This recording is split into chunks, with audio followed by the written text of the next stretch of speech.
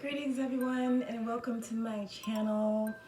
I this is a channel or a place for spiritual development, for sharing ideas and things with like-minded souls, for healing, evolution, growth, for knowledge, esoteric, metaphysical knowledge, all of those things.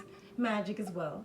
So welcome, and I do ask you to please like and subscribe and share the video if you feel that you would like to do so.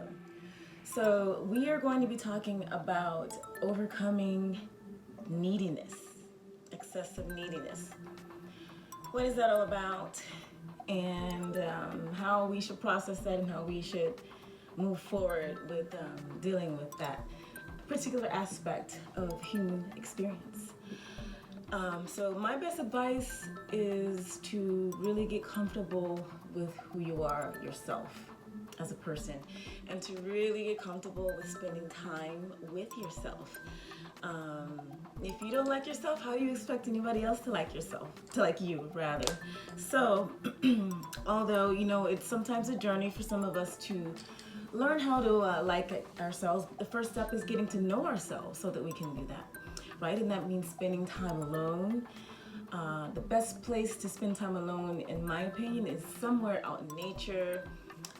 If you live in an apartment or a city, there are usually places where you can get away. It may take a little bit of traveling, but you can get away and you can find some spots in nature that may appeal to you. And when you are alone, and when you're spending more time alone and in silence, you are getting more comfortable with being in a meditative state of mind. And we're going inwards at this point. You're going deeply into the inner eye, right? Like, so there is the deep eye as in yourself, okay? There is a surface eye, which is just pretty much how the majority of humanity walk around. The surface self is all about the ego, wants, needs, desires, cravings, things that we need to obtain or strive for, addictions, also our, just feeling or lack of not having or wanting more and needing more, right? So our deep eye is our spiritual self or our higher self, where we listen to the wisdom that is provided to us from the source, or from God, or from our spirit guides, our helpers, angels, ascended masters. So society basically lives in a perpetual state of wanting and desiring and needing something and it never being enough. So when you get to a point where you are feeling needy when it comes to a relationship or another person, let's say you had this experience with this person and it was just an amazing experience, and you're left wanting more, and you're still like in that state of needing more, and you're not really happy because you need a repeat of that experience.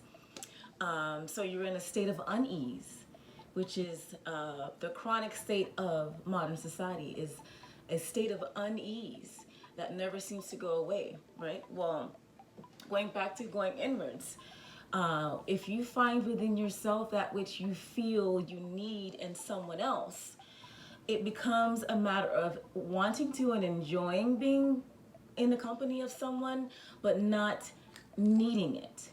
Okay, there's a major difference between enjoying and needing. So, we're in a spot of nature, so perhaps sitting under a tree. I personally love trees. I have many favorite local trees in the area. So you're sitting under a tree.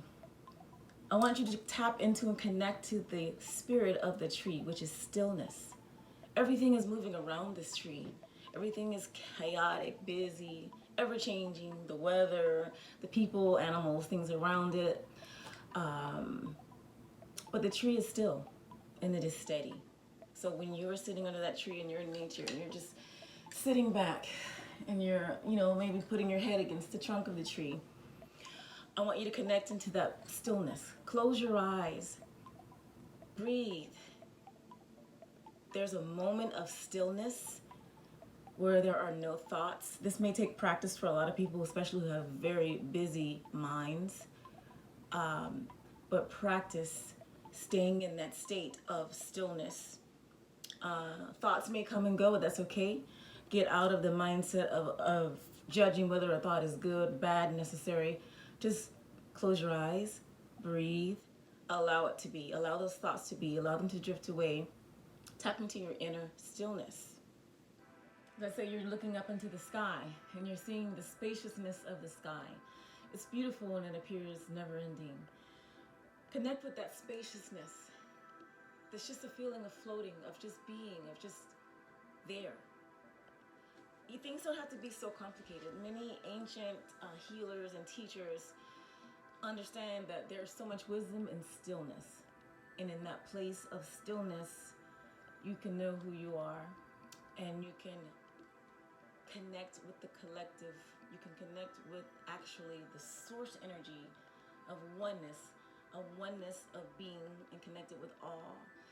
You are just existing. You are not having to do something.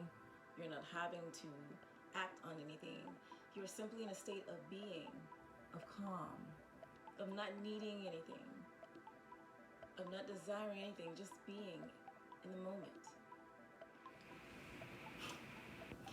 When you're in that meditative state of being in the moment, of needing nothing, of calmness, of peace, the emptiness of mind, you are in a spot of needing nothing. You understand? You are in a space of needing nothing, of simply being, the peace and the simplicity and the purity of being. And you can tap into that feeling whenever you want to access it. That is your power. Also, in conjunction with not needing, is also going back to a previous video I did about understanding that you can generate your own happiness and joy and peace. That is all from you, internal. Modern man is always seeking something external from itself to feel itself. Always needing, wanting more power, more money, more material objects, more relationships with people for whatever egoic reasons. And it's just, there's never a sense of being in the moment and enjoying and not needing. And that's something we really need to get back into. What you don't need comes. What you need stays away. What you don't need comes. What you need stays away. So when you want to access this special place, when you go into a meditative state and you're aware of your breath, you're aware of the yoga position, you're aware of the chant, the mantra, you become that breath. You become that yoga position. You become that mantra or that chant. The mind, like a still pond, is a mind that has no effort. It's just still. There's no effort. This is why I keep going back to the importance and the profoundness of stillness. And when you're in that stillness, allow the moment. There's no effort. There is no ego judging whether or not this thought is good, this thought is bad. Allow it. Allow the moment. When you're in a moment of allowance, there is no hope and there is no fear because you simply accept what is. Hope is a projection. It's really the ego, and it's also needing, wanting, desiring, and craving and doing. Whereas, fear is a projection of the future. So neither allows for you to reach that point. Once you reach that point where you are allowing, there is no hope, meaning you may be more familiar with the term when people say detached from outcomes, right? Detached from outcomes. That includes now and the future. Just simply allow and just understand that all is as it should be. I say that all the time because it rings so true. So in conclusion, I want you to just be in your inner energy, okay? Be in your inner energy, release that need to constantly be at motion, and understand that you already are what you seek. That inner peace that you can generate, that inner stillness, that happiness that comes from you knowing yourself, loving yourself, enjoying your own company, getting deeply and in touch and connected to yourself. What are the things that bring you joy and happiness? Do those things. Generate your own peace and happiness. Again, I say this a lot because it rings so true. And with that, I just want to leave you with that. Silence. Silence is the purest teacher. Again, I appreciate you so much listening in, and I hope that some of this has helped or resonated. And please feel free to like and subscribe and share.